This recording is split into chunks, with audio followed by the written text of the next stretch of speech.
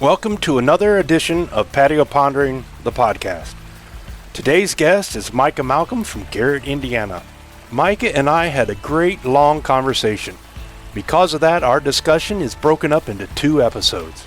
This first episode, we talk about Micah's youth growing up on his grandparent farm, along with lessons that he got from his grandpa Kenny doing chores in the farrowing house. We talk about how Micah works at Sam Malcolm and Family Show Pigs. We dive into his work at Platt Show Pigs with his uncle Travis Platt, and we talk about what he does to ensure quality semen collection at Upper Hand Genetics. To end this episode, we talk about Micah's lessons and fundamentals from the farm, the track, and the basketball court. Sit back and enjoy this first of 2 episodes of my discussion with Micah Malcolm. Welcome to this episode of Patio Pondering, the podcast. Today we have the joy of having a good friend of mine, Micah Malcolm, with us. And I am really looking forward to Micah's conversation because he's at a crossroads of a lot of competitive events in his life. He's making his stamp in the show pig industry. And we're going to talk a little bit about his athletic background from high school and how that affects where he is today. So welcome, Micah. Well, Jim, I appreciate you having me here, and it's probably a little later than what I had planned on, but when you first had texted me and told me that you wanted me to, come over and be a guest, on your patio pondering, and I've listened to the beginning of, of this and what you've started, I was real excited. Kind of reminded me of when I got asked to do this or the Walton webcasting there that they do for all these national shows and these shows that they get to people to record these pig shows. And when you texted me, I was like, boom, that's exactly what, I had fun doing it the first time. It's not a podcast, it's more live, but this is something else that, I get to watch other people do, like that Pat McAfee show or, Theo Vaughn. You watch those guys do these podcasts and they talk about a bunch of stuff, and it got me fired up. And I was like, oh, I can't wait to get over there. So let's get a time picked out. A little later than I wanted to be, but I'm glad to be here, and this will be awesome. So as a visual for my show pig family, he does have a flat brim, and he's got the same headset you see when Walton webcasts at the state fair. So great. Well, thanks for sharing that with us, Micah. Could you give us an overview of where you are? Unlike some of my other podcasts, you're 20-something, so your experience in life and your view is going to be a little bit different than, say, I am. So could you just go over where you are now and how you got where you are? So I'm 24 years old. Here in the next 2 weeks, I'm going to hit that age of 25, so you can say I'm about a quarter way to 100, which I'm not wishing it away at all, because the older you get, the more you wish you could go back in time, be, your younger self. So, take it with a grain of salt, as, it's life-changing as you continue to get older, but I'm going to be 25 here in the next couple weeks, and I got a lot of life things ahead of me that I guess you should say that the average 20-year-old probably isn't looking to, but maybe they are. I'm still at home, looking to, my future. I do have a serious girlfriend. So we're kind of deciding on what the future holds there. I work full-time for my uncle at Platt Show Pigs in Upper Hand Genetics, and then I come home, in the evening time there after work, and I get to our, 35, 40 head sow herd that we have that we also run show pigs in, and I hammer away at that, and I get to spend a little bit of time at family event, and then a little bit of time at my younger siblings that play basketball or their sporting events. I know there's 2 more left in the house that are still in high school. One's a senior, one's a freshman. Dad's a girls head coach at the high school that they go to. The boys are involved in school events that they like. Actually, one's very good at videoing and taking pictures and getting after it. And I think that's his dream, what he wants to do. And the other one's just a freshman, so he's getting into his sports and kind of figuring out where he needs to be. And got 3 sisters. One just got married here this past fall, or I should say late fall. And then I've got a sister that was a student teacher, and now she's teaching at Garrett for the rest of the year, I should say. And the other one's attending Purdue University, so go Boilers. She, I think, is enjoying her first year being a Boilermaker. Mom and Dad, see them here and there, but mainly at home or, when they can support me when I'm doing stuff for the pigs. Mom's teaching a school corporation, I think, in elementary. And then, like I said, Dad's teaching at Central Noble, but he's mainly, the girls' basketball coach, and that's his passion and what he likes to do. But he's the one that drove me as a kid to get started and continue to do this show pig thing. And, when I really figured out that this show pig thing could be something big if you stick your mind to it, I took it from him and went after it. And, right now, to me, put it to perspective as, right now there's really no going back because where I want to be somewhere big and where those big guys are, where I am now at some point, and it takes a lot to get to where they are now, and that's where I want to be. So, it's just there's a lot going on. You could say I'm a busy guy, but so is everybody else, and that's kind of the long but quick load down to where I'm at. I remember one of the early memories of you and your grandfather.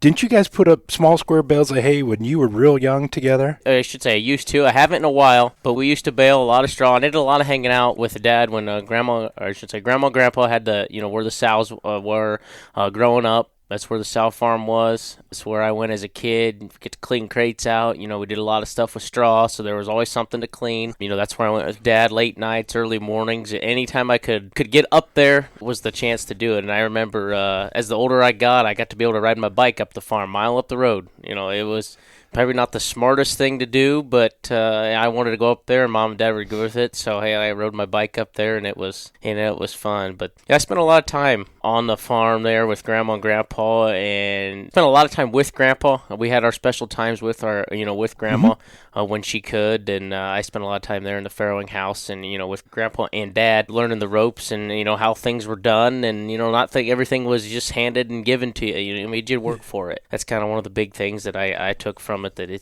nothing comes easy. As some people might think it is there's a lot more to it. Well, and I think we are big on titles in ag, and one of the things that I've struggled with lately and had some interesting conversation is you're not a real farmer because we don't get all of our income straight from farming. And think about you growing up, your dad was in fertilizer and seed sales for a while. Yep. Your mom taught. I guess your dad wasn't a real farmer, but you were sleeving sows, you were choring pigs, so I would classify you as a real farmer. So those experiences that you had with your grandfather are really special, but that set a foundation for you. What were some of those nuggets that you took from that time you spent with him and your dad there when you were younger at your grandparents' in the farrowing house? Doing stuff the way, he did it. I mean, he had to, nothing was just, press of a button like we could be today. Or was, you could pull a feed line and feed everything. Mm-hmm. We had to scoop feed, throw it in front of the sows in the farrowing house, fed them on the floor. They're fed on concrete. We bedded with straw.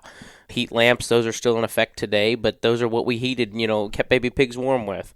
You got to go over and you got to turn the water on to water the sows. Nobody, the only thing that we had that was, you could say was automatic was the flip of a switch for a light bulb or the automatic frost-free hydrants that we, multiple people still run today in the show pig world or anybody that raises livestock. The frost-free hydrants really do have an effect, but other than that, everything else had to be done by hand. There was a lot of, blood, sweat, and tears, you could say, was put into it. And, Grandpa worked for everything, or Grandma and Grandpa worked for everything that they have. And, if anybody ever gets to experience, being on a farm with your Grandma and Grandpa at a young age, and then, once they're gone, realizing really what they meant and what they were and what you learned, it really does mean a lot because there's things that you'll do.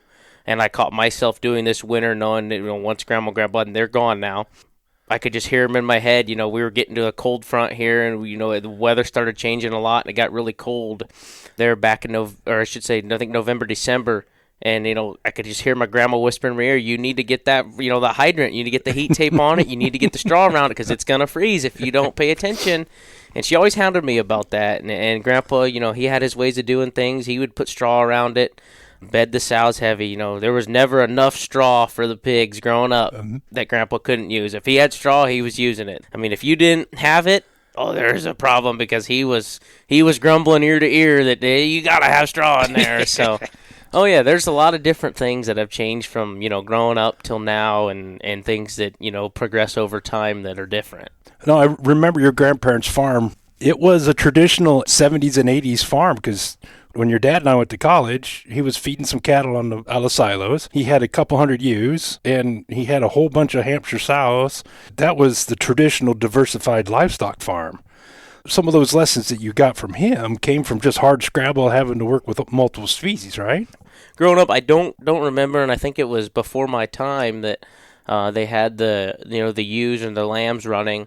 That was more my dad and aunt's thing as they grew up through 4-H. But I do remember as a young kid helping Grandpa when I had the chances to, that he still ran feedlot cattle, or I should say feeder calves, in a lot out there under the bank barn.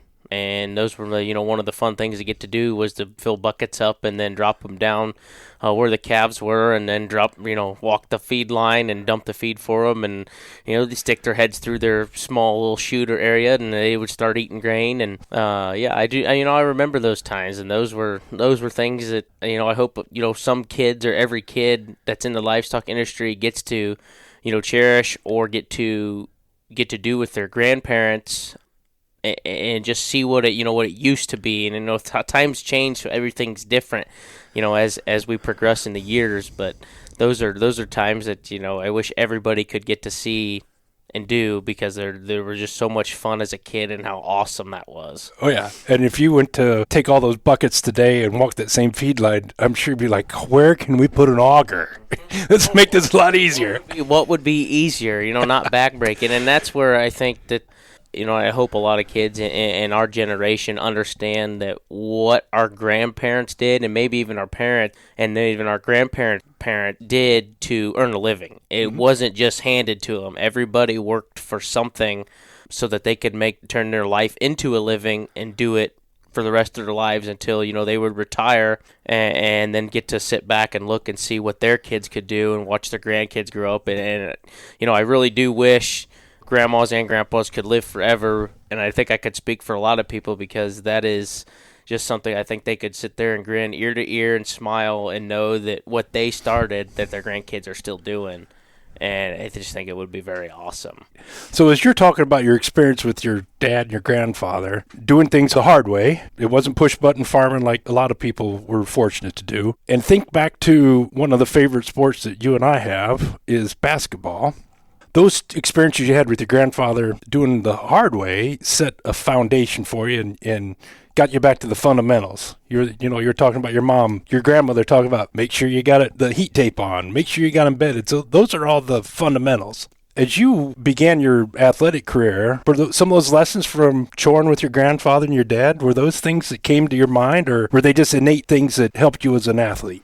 Into my athletic career, there's a lot of things that I could say that actually was challenging. If you look at it from my athletic career, in high school, because I didn't continue it on after high school, and then you look to what I did on the farm, some of those things might have butt heads a little bit.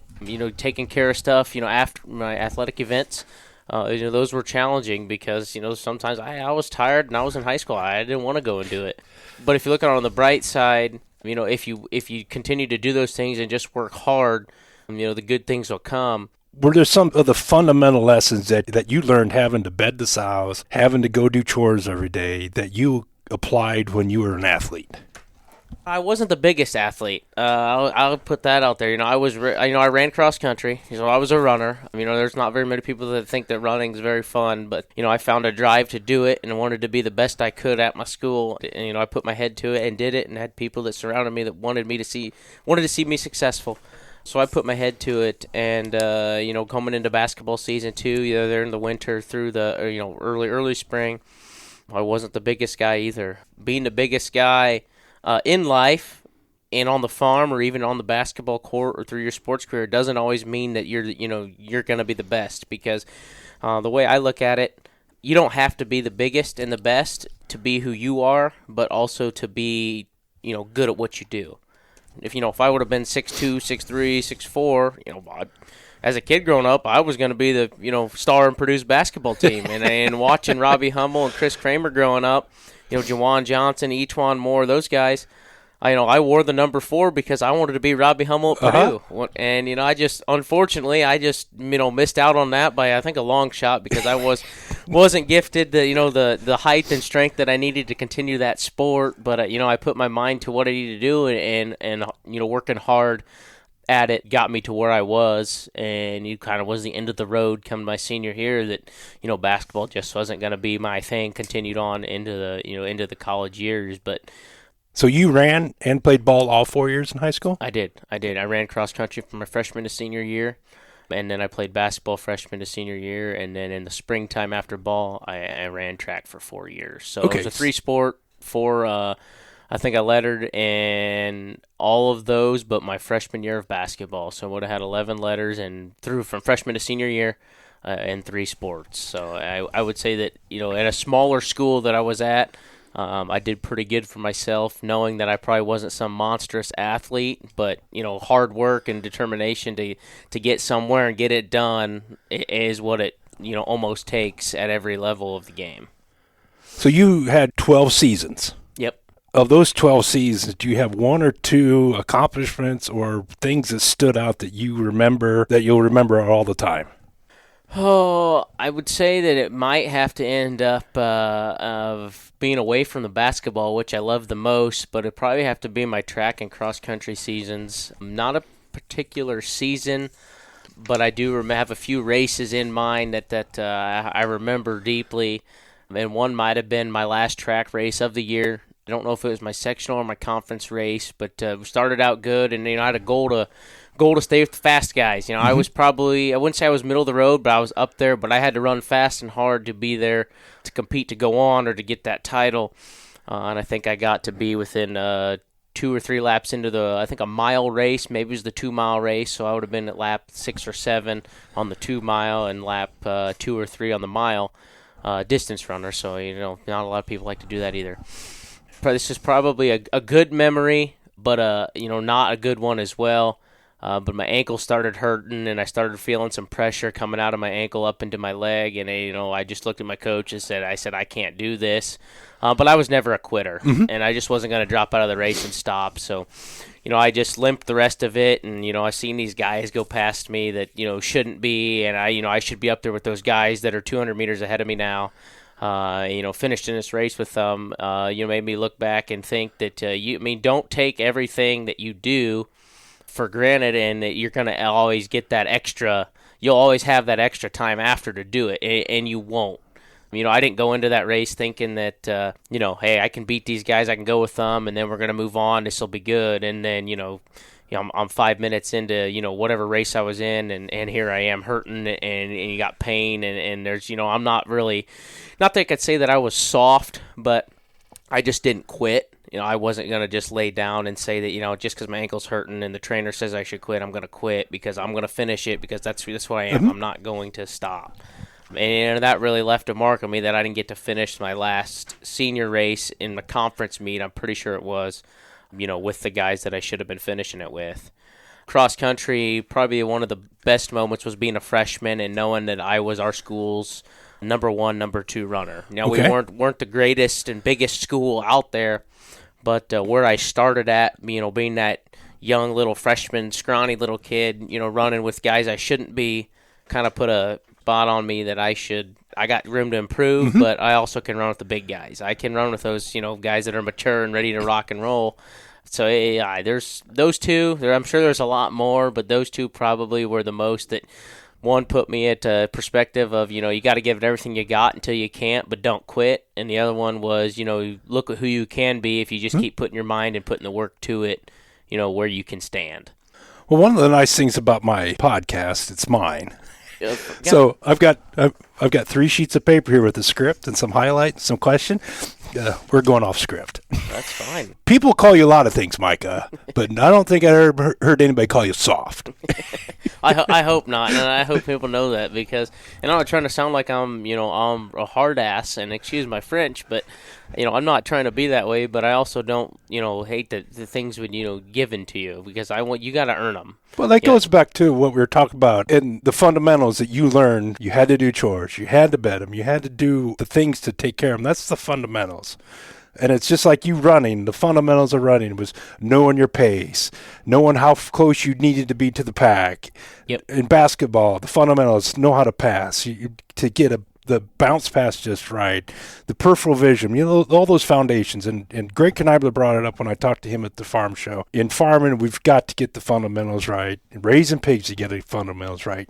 For sure. So your background with your grandfather, I would say, set you up for having a nice set of fundamentals. Yes. Yeah. I would say you probably got that spot on. So you showed pigs since you were 5 years old? 3 years old. 3 years old. Oh, yeah. So you've been in the show ring for 22 years? Yep.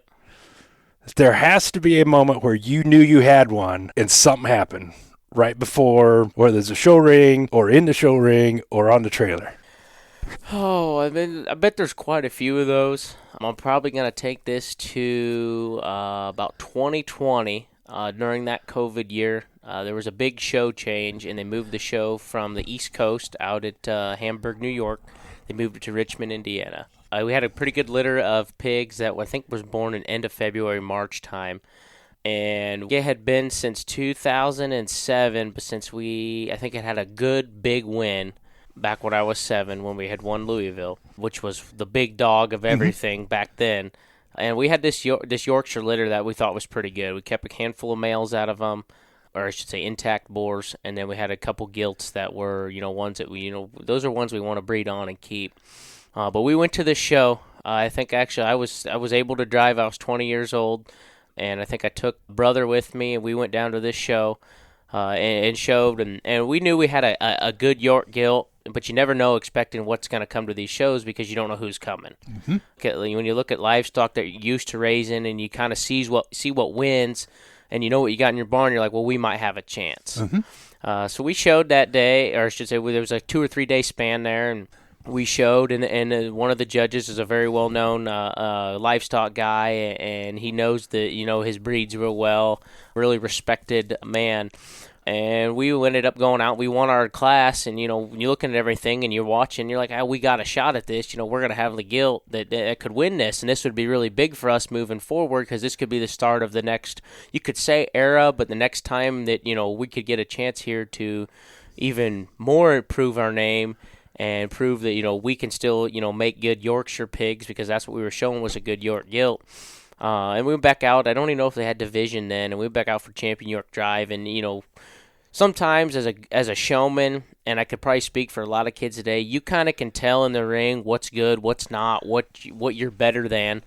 And, I was driving this gilt, and we all had to have masks on just because of the protocol that the NSR wanted. You couldn't see facial expressions, but you could kind of tell in the eyes and, looking and glancing that, everybody's looking at you, or he's really looking at you, according to the judge, that, his eyes, he's fixated on you. And we ended up being the Champion York gilt. Okay. And I'm like, okay, now we got this, because now there's only 4 breeds in this Grand Drive. For sure, I think we're better than the land race. The reds are always tough. The Hamp, I think we can beat the Hamp gilt. So we ended up getting into the Grand Drive there at the York gilt I was driving. And to me, it was just a no-brainer. It was between us and the Hamp. Mm-hmm. And I'm thinking, we got this. We're the Yorkshire. The Yorks were dominant at the time.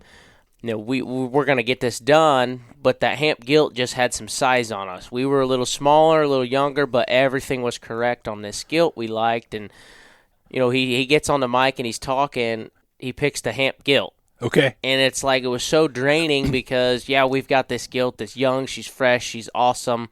What do you fix on her? And I think could she be bigger? Could she be this? And it felt like at that moment, we were so close to winning this regional show that it just got stripped from us because, I felt like we should have won, but maybe so did those other breeds. Maybe they thought they should have won. So we ended up being reserve grand in that show, and that was just one of those times in life that I thought that, maybe that was taken from us because we really maybe had the better one, but we were just missing a few things. Mm-hmm. But that was one of those. It was just we were right there, and we could have grabbed it, with your bare hand. We could have just been that gilt, and it was just so close that, we didn't quite get it, but we ended up being the second best one that day according to, his opinion. And, and that's that, and you can't change it. So life lives on. That's right. So that's a great example of you getting the fundamentals right, showing the pigs best you could, and having the humility of defeat, right? Yeah. So that's exactly kind of the point that you're putting out there is, everything was right. I don't think I could have showed her any better. She couldn't have showed her any better. Everything was to a T. It just came down to an opinion in that day, and you just got to live with it and move on. And you were just that close. Yep. I like to teach, and not that I'm teaching, but I like to tell my brothers, just because we're so close, because they're the ones that are still showing, what we raise or pigs that we buy. Just because you're so close and you get to that point and you don't get it, why would you quit or why would you be mad? You have your minute to be mad that we didn't do it or you didn't get close, But as soon as that show's over, we're prepping for next year. Mm-hmm. And we've learned that here and there, and I like to tell them that because it even happens when we just started getting into showing boars at shows. Because I like to, get out there and get your name out there, let them know that what you're bringing to the show, you mean business. I mean, that happened a couple years ago when, we brought a boar to a show, and he ended up last in class, and I thought he was the greatest thing we had ever made. And I don't know, according to the opinion that day, that no, he really wasn't. And you learn from it, and you come down years down the road, and you just keep chipping away at it and getting to it, and put your mind to it and hard work. Eventually, it'll pay off. And I'm not gonna brag or put this out there, because by all means, I am so humble for what we've done and what we've gotten to. There's always room for improvements. But just this past Louisville, we exhibited multiple Yorkshire boars at the the summer type conference there at Louisville for years straight. And just this past summer, we ended up 2-holing it and went champion York boar, reserve champion York boar, and I could have been prouder. It's just those things that you continue to keep progressing. Now I'm still not satisfied because, we did it. Now let's maintain it. Let's win the barra ring. Let's win the gilt ring. Let's continue to do that. And those boars sell. What do they sell for? And there's always things out there that you can continue to do. And one of my goals, showing a York boar, would be to go after that record. There's always a record. There's always someone better or someone that did something better than you. And I want to be that top dog, at some point in my life. Not everybody does it, right away. It takes time. But that is one of my goals, is to get out there and be one of the best at it. And people know that when you hear that name, they'll know that, hey, that's who I would go to, or that's who I would, want to be, showing from, those people. And there's people out there that I still, I'm like, I want to be that guy. It takes work and time. And, if everybody would put the grasp on, you've got to work for it, you're going to get there. You just got to keep working at it. Whether it's 10 years from now, whether it's 20 years from now, whether you're a grandpa and you finally get it done, or, you're in your older years or younger years, there's time, and it's going to take as long as you put your mind to it, you'll get it done. So what is it about you that's different than your 5 siblings that you grabbed the show pig, I want to raise pig banner? Just probably the young success that I had, that mom and dad, I was always, and my sisters might not, or I shouldn't say my sisters, but since I was a second of 6, my older sister, I was probably always at some point when I went around her and showing, ended up being a little bit of a better showman than she was. Eventually ended up with, better pigs when she was done. But I always got to drive our good York gilts. And when I would succeed, it made me want to succeed more. Mm-hmm. And that's always kind of been my drive, that if I can continue to succeed more and more at something that I love to do, then I'm going to continue to keep doing it. And I think that's what kind of drove me to, I want to take this pig thing and run with it, because those guys that I see that are succeeding, I want to be them, but I want to be better than them. And it makes me, it puts a little grit down there that, it can be done. I mean, like I just had stated, you just got to work for it and continue to do it. And when you get going at it and see what it's going to take, don't jump all in, but understand that it may not happen now, but it's going to happen if you continue to do it. So, and it's not just what you spend on pigs. Yeah, it's nothing that, money, I mean, in some factors, money helps, but you can start from scratch and do something crazy. Yeah. And anybody can do it, as long as you got the brains to do it and be smart about it, but continue to work hard to be where you want to be and not be somebody else. Because there's people that I want to be, but I don't want to be them. I want to be me in their shoes, but better than what they're doing. And I'm going to jump on my soapbox here. I would say that money has hurt our industry, and not because we're spending money, but we have a lot of people that have the attitude, well, I spent so much money on her, we got to breed her, and she's a piece of shit. There's a lot of that. I might fall guilty to that a little bit. Not that I'm, ever spent, outrageous money, in the show pig world. And I'm not saying that anybody that ever spends money is, you're wrong, because you're never wrong. And the price only determines, the outcome and ownership. But what are they really gonna, do, futuristically? But I'm more talking about, I spent $5,000 on this gilt. She was from a litter of 6. but I'm going to breed her. She's got a vulva the size of my fingernail. She has a litter of 3, but we keep breeding her, and we compound our breeding problems because we spent so much money on her. When we get back to somebody that's in like your shoes and your dad's shoes, like, yeah, we might have spent money on her, but she didn't have enough pigs. Her pigs weren't good enough. She doesn't milk. She doesn't breed. Whatever. You're going to get rid of her because it's a sound genetic stockmanship. I see where you're coming from there. It's, I think it happens a lot. There might be multiple that come guilty to that. They got to think they can, we got to recoup our money somehow. But, looking at it, where did your pig come from? Who did it come from? And I think sometimes that, there's multiple of us. And, I personally probably could come, fall guilty to that too. But, I like to look at it as who's had success genetically and in the show pig world that's, if that's what we're going to talk about, that have done it right, but they continue to do it right because they've set themselves up for success because they watch those certain check marks that they need to be able to stay consistent in either raising pigs or their marketing and doing things that other people need to, catch on to do. And that's not bashing anybody that's ever done it wrong. Everybody has their own opinion on doing it right and wrong, but it's where you want to be, to set yourself up or the future with making things right so you don't fall into those traps that, we've got to keep them just because of that, because we've got to continue to make things better in all aspects of life for the next generation to understand that, they still worked hard for it. We've got to work hard for it, but they also did it right. We've got to do it right, because once they get off track, a lot of things can cave in and fall that, that weren't ever a part of the aspects that we looked at it with. Start digging a hole. Yeah. And if you don't stop digging a hole, it just gets bigger. Yep. Yeah, it is. And I think we fall into that sometimes where that compounds itself. For sure. You drove past 2 or 3 ewes out there that I should have gotten rid of last year, but they're still here. We'll see what they do. Yep. So as we're talking about tough decisions, you made the decision not to go to college, and you decided to work with your Uncle Travis at his facility.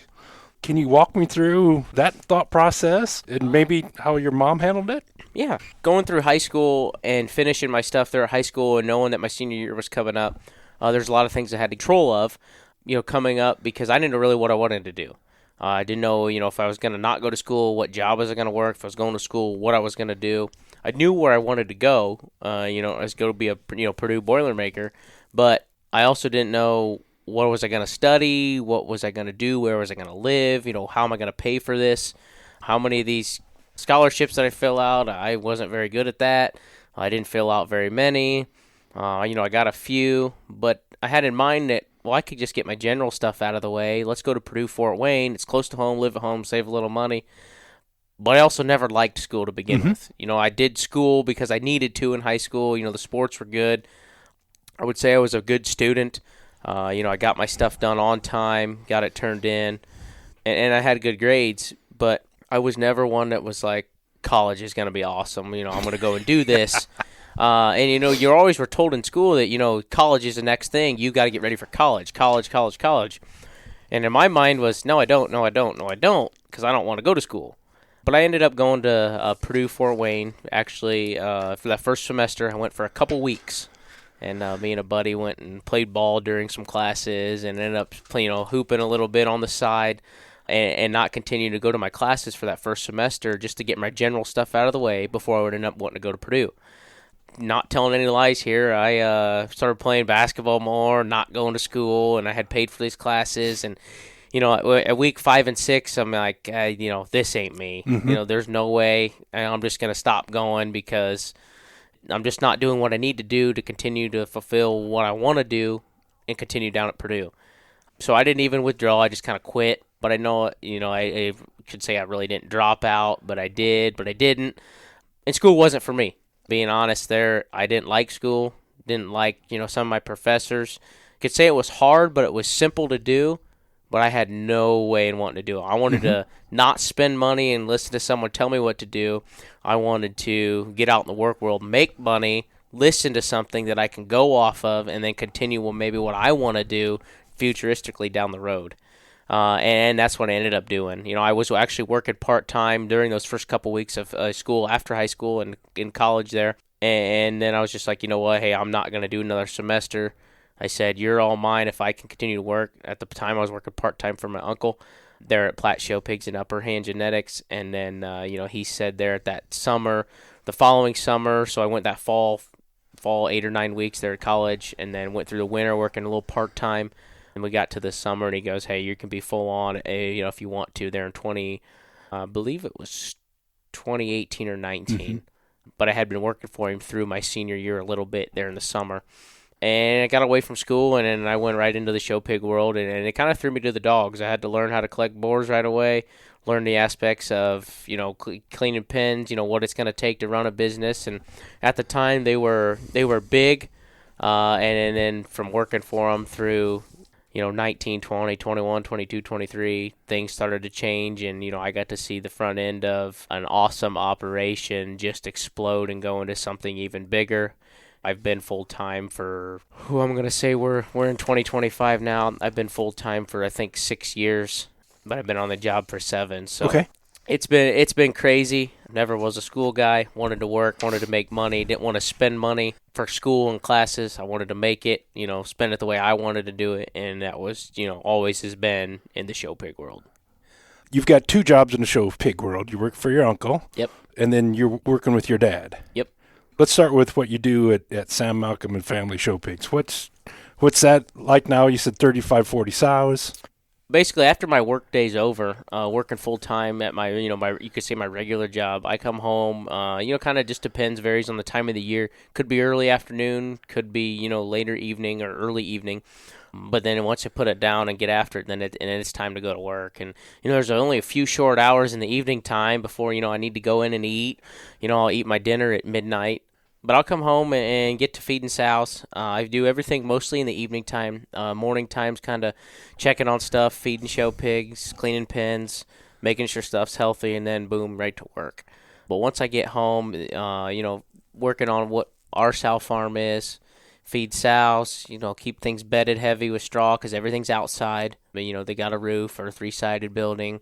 So those sows still at your grandpa's? Yep, we continue to use the facilities up at Grandma and Grandpa's. Okay. They are older, but they work well. We manage with what we got, and there's nothing wrong with that. And then you farrow at your house? Yep, and we farrow at our house in the barn.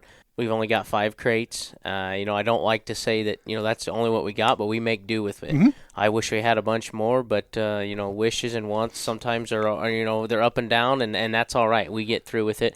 And get it done. And, once I get done feeding sows in the evening, we got to go through and heat check and breed during that time of the year, depending on when it is. And then we're back to the show barn we go on cleaning pens, maintaining babies, if we got to farrow sows. So you're the main labor. You could say, Dad started this when he was with Grandpa. Dad was the face. Dad was the guy that people knew, going mm-hmm. through Sam Malcolm and Family. But ever since, I got a hard drive to want to be one of those guys, kind of took over, and what Dad had left with me, and he's still there, 100%. Mm-hmm. I wanted to take it and go. Okay. And that's what I've done. I've always, asked for questions, went to him. He's still in it with us, and we help make, breeding decisions. I usually ask him to come to the barn and say, hey, let's talk about some of these sale pigs. So who's usually right? I would say most of the time me, but I don't know if he would say that too. But we like to joke back and forth about, who did this, who did that, jokingly, on matings and stuff. And it gives you a good chuckle because, once that mating happens, and if something good happens, with that mating, or a gilt or a boar or bear does well, we like to hit each other and say, hey, who did that? Yeah. And it's like, well, we both did it. We know exactly what happened, or, and who did it, but. In the long run, I'm thankful that I got to be able to jump into something that had already been started, mm-hmm. That him and Grandpa got into, and then he took it and went with it.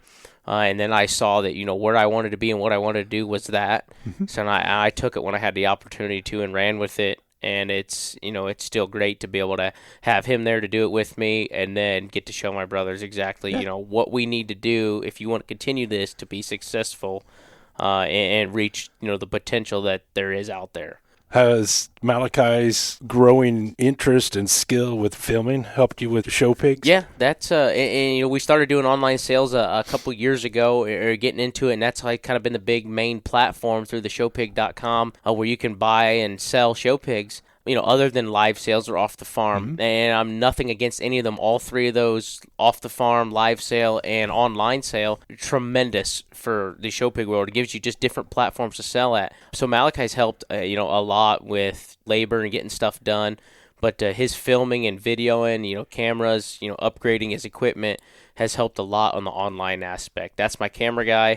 He'll do videos for me. He likes to edit and do things that could be really cool. And I'm always asking him. Now, he may not get paid all the time, and we might butt heads on that a little bit, but, in the long run, he understands that, who he's doing it for and what he gets to do, and kind of in return, his skills still play a big role in some of the things that we get to do, or we get to achieve and push towards, play a good role in it. At home, you're doing a lot of the work. How does it contrast with what you do helping at Platt Show Pigs and Upper Hand? It's almost the same, other than at home, I'm my own boss. At work, I've got to do what needs to be done. And then if I'm looking for work, it's, ask boss man, what needs done? What do we need to do?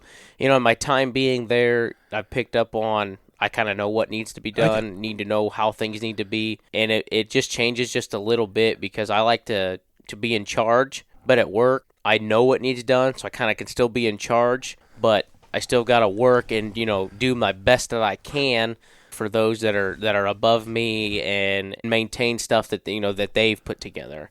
So it's just a little different, but I get to also experience things firsthand. Yeah. And what needs to be done, how it needs to be done, keeping things clean. I'm such a, you could say I'm a neat freak, but also I'm not, but I like to keep things clean. I like things clean. And one of the big things that I do down there is power washing, keeping the barns clean, farrowing, nursery, the boar barns, and there's multiple, other guys, or actually employees I would get to work with that do the same things. But that's one of the things that I do a lot of to keep things neat, and that's the way I like that. What is your typical job? You go to work at 8 o'clock in the morning. What's your day look like? You could put a description under me as farmhand, but manager at the same time. There's there's a couple of other us that are employed there. But I get there, there's days that we start early. There's days you start, everybody tries to be there by 8. But there's days, if we got something going on, I like to get in a little early because I'm going to leave early. I'll start a little early just to help everybody else out. Or we got events coming up that, we got to get cracking at it. I'm going to start early because I want to get an extra couple hours ahead on getting things done. So we'll start off the day probably just right to cleaning pens. Okay. There's multiple pens. We've got multiple pens. There's multiple barns, too, to clean.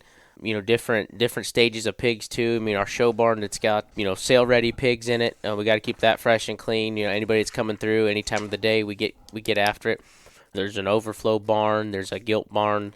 There's an isolation barn. All those have got to be cleaned, freshly bedded. I like to spray pens out too to keep the smell fresh, keep everything looking nice. We'll get that done early. Not cleaning pens, or we're short a guy that day. There's sow chores to do, so we get to pull the feed lines and feed the sows in the crates. And that's an auger that goes to a feed box. You just pull a rope. There's 8 crates on each side, and there's 2 rooms. You got 16 crates in each, and each one of them you just grab a handle and pull, and it feeds 8 sows on each side of that room, which is super super fast and easy. And then you're under the sow barn there. It's on slats. You don't have to clean those pens. There's a crank that's got a wire on it that is, as you crank it, it winds up and it pulls those feed drops. Okay. And feeds all those sows. So there's those sows chores. There's taking care of babies, managing, making sure nothing's sick. The nursery's got automatic feeders, unless we just started in there. They get pellets and bagged feed. So yeah, there's a lot to do. And then on collection days, the board stud's right across the driveway now. Yeah. There's collection days on Mondays and Thursdays that, I've got to get into the aspect of now, because we're coming in right now to springtime where we're going to start breeding for summer litters, and we've got to collect boars. So once boar pens are clean, because we don't like to collecting dirty pens, we start collecting boars and getting after it. And so do you collect too? Yep. I'm one of, I should say 1 or 4 or 5 of us that do. And, getting to know the boars. Usually I'm in the younger boar barn, so the boars that aren't quite experienced to getting on the dummy, and then getting us collecting them. I get to spend most of my time in there, but back and forth too between the matures and then the younger mature boars that we're just kind of getting introduced to, how to get collected, and it's time to start selling semen and getting stuff, rolling on the younger side of things. Does the same person collect the same bar, or does it rotate? I could say it rotates, but usually the 2 guys per barn, and there's 2 barns that are side by side. We usually stick to kind of one end or one side. Okay. So usually, sometimes there's boards that are turds, and take a minute to want to get going. Yeah. And usually the one that collects them usually will stick with that board just because he gets to know him a little bit. Okay. Kind of get to build up that I know what you're going to do for the first minute, and then once that minute's up, it's time to start going. We're going to get you collected. So yeah, it varies back and forth, but usually one will stay at the south end, one at the north end. I'll collect these 8 to 10. Okay. You collect those 8 to 10. If I beat you done, I'll grab one of those easier ones. Yeah, grab that anybody really could get. Literally and figuratively grab. Yeah. Oh yeah. I think anybody that worked in a boar barn or sow barn with boars have this question: how do you keep your hands smelling clean? Mine don't. Okay. I'll be straight up and honest. I always get that at home. It's, oh, gosh, you smell like pigs. Or, go wash your hands. Well, I did. I did 40 times. My hands smell like pigs. It's my phone does because I'm on my phone during work. Yeah. And, I could change it case for case, but I don't. But usually I try to keep the smell down. But you still can't. But sometimes you just can't, and I'm so used to it. I'm like, no, they don't. But like, yeah, your hands still smell like you're in the pig barn. I'm like, I'm sorry. Man, you can try everything. I tried lemon juice. I even put bleach on my hands once, and that was a no-go. It just smelled like clean pigs. Everybody that's ever worked with boars is listening to this going, yep, been there, done that. Yeah. So one of my other pet peeves is we in the show industry, and I'm going across all species, like to talk about genetics. Okay. And you see it, Cornerstone Genetics or Malcolm Genetics. But there's only a few that are really looking at pedigrees and making genetic decisions. They're making a lot of decisions based upon phenotype. And I see it a lot. How do you balance the teachings you had from your dad and looking at pedigrees, particularly from the York side, with, goodness gracious, this boar's, he's a hot boar, he looks great, he'll match what I think based upon your visual appraisal? I think there's a couple different ways to look at it, and then there's only a few ways to look at it that's right. And like you said, what's hot and new is what everybody likes, but is it the right decision? Genetics, I think, in some aspect is falling away in some of these industries, and there's some that are still doing it. I can find myself guilty to it too. That's the new boar, that's the one we need to use. People could fall away that way, and sheep with cattle that's the hot sire. Let's use him. But does he match up genetically? What's behind him? Does that still match up with what you got? I'm guilty to finding the hot one and yes, we're going to use him. But, is it right? Dad's always been, well, let's look at genetics. And I got on, and just today I was on the NSR pedigree search and was looking up pedigrees and stuff to make sure I could get my litters registered right. And, taking 2 clicks and looking at what this sow was out of. And I look back 2 generations to see, well, that was that long ago, but that's that boar. Wow, what's behind the sow is pretty interesting. I think people in the livestock world can see that, whether you're looking at other different species.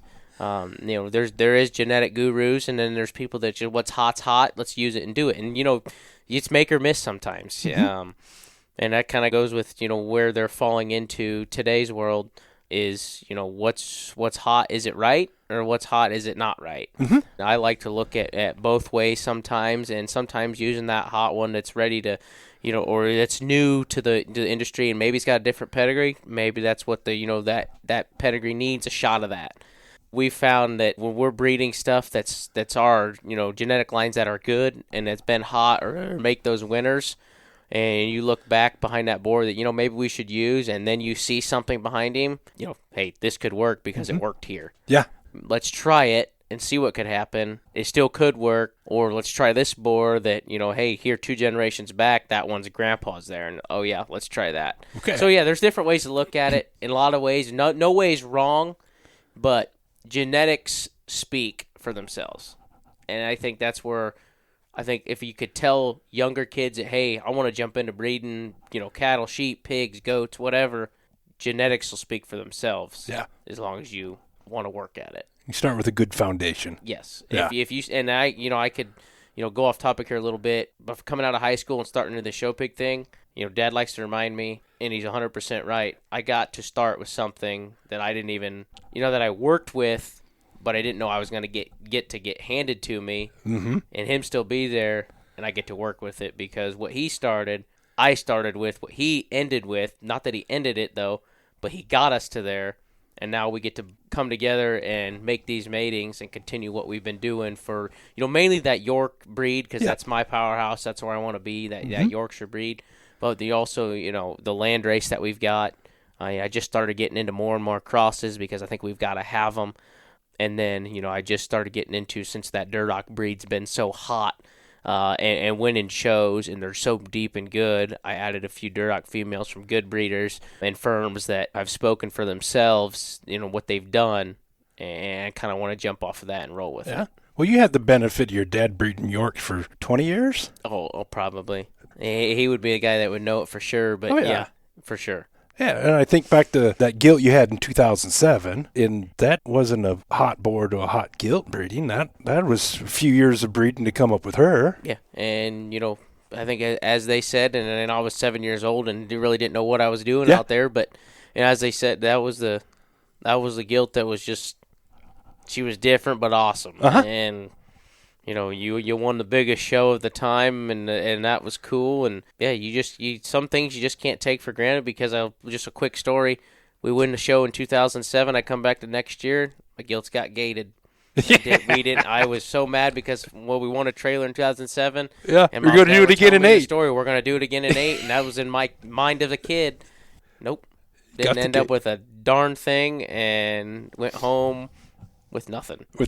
And that's just part of it. You don't take things for granted, but also understand that, as a kid, they may not understand, but as adults, you understand that once you do it and enjoy it, because, it may never come back again. And that's where I'm at with wanting to be that top dog, but also as long as I can keep chipping away at it and letting them know I'm still barking, I'm still here. Yep. Eventually it's going to crack, and then I want to maintain that. And then give that down to, if I would have kids, Dad did this, we're going to continue to do it. And I think hopefully all kids look at that with their parents and understand that, Mom and Dad did this. Eventually, we could take that and go with it. Thank you for listening to the first episode of my discussion with Micah Malcolm. Stay tuned in the second episode where we talk about Micah's advice for beginning showmen, how Micah has grown as a show pig breeder, coach, and team builder. We also have a deep conversation about sow and gilt breeding soundness and where the C-sections fit into the swine industry.